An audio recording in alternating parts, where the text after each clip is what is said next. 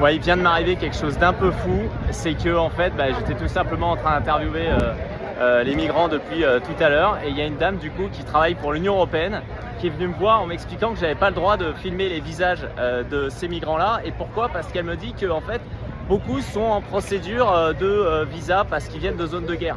Depuis le début, vous l'avez vu, les personnes souvent qui parlent francophone, les personnes francophones disent qu'elles viennent qu'elles ne fuient pas la guerre, mais qu'elles viennent pour des raisons économiques. Et quel est l'argument de cette dame? Elle me dit oui, mais le problème derrière, c'est que lorsqu'on va instruire leur demande de visa, l'ambassade, eh bien, elle va voir le screenshot de votre vidéo et ils vont dire mais vous avez dit à un journaliste que vous veniez pas pour fuir la guerre, mais que vous veniez d'abord pour des raisons économiques, dont nous vous donnons pas ce visa. Et donc je trouve ça assez scandaleux en fait.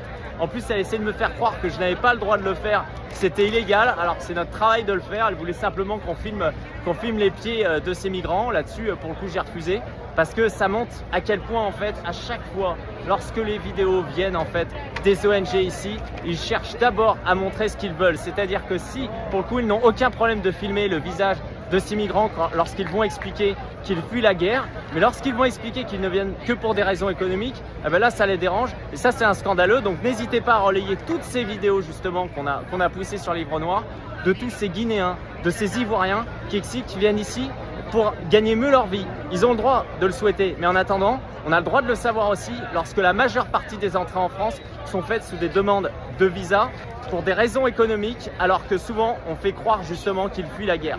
À très vite.